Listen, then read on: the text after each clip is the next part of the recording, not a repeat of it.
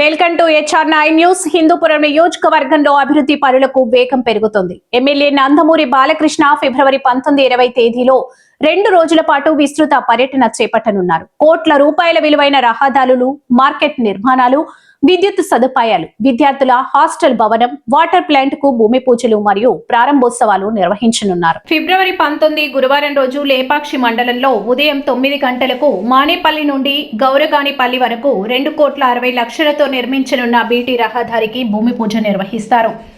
అనంతరం పులమతి చెరువు మరువ సమీపంలో హండ్రినీవ జలాలకు జలహారతి కార్యక్రమంలో పాల్గొంటారు. తర్వాత నాగేపల్లి, కొత్తపల్లి, కోడిపల్లి గ్రామాలకు 3.5 కోట్లతో నిర్మించనున్న బీటీ రహదారికి భూమి పూజ చేస్తారు.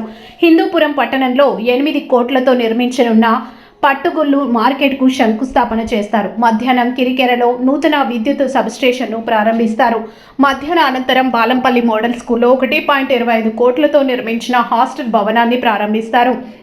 ముద్దిరెడ్డిపల్లి వార్డులో వాటర్ ప్లాంట్ ప్రారంభం, సీసీ రహదారికి భూమి పూజ కార్యక్రమాల్లో పాల్గొంటారు. సాయంత్రం రైల్వే స్టేషన్ రోడ్డులో జరుగుతున్న రహదారి పనులను పరిశీలించనున్నారు. అలాగే వ్యవసాయ మార్కెట్ యార్డులో రైతుల సౌకర్యార్థం ఏర్పాటు చేసిన వాటర్ ప్లాంట్ను ప్రారంభించనున్నారు. ఫిబ్రవరి 20 శుక్రవారం రోజు చౌడేశ్వరి కాలనీలో ఎమ్మెల్యే నూతన భవనానికి ఉదయం 10:30 భూమి పూజ నిర్వహించనున్నారు. ఇలా 2 రోజుల పాటు అభివృద్ధి కార్యక్రమాల్లో ఎమ్మెల్యే నందమూరి బాలకృష్ణ హిందూపురం నియోజకవర్గంలో పర్యటించనున్నారు.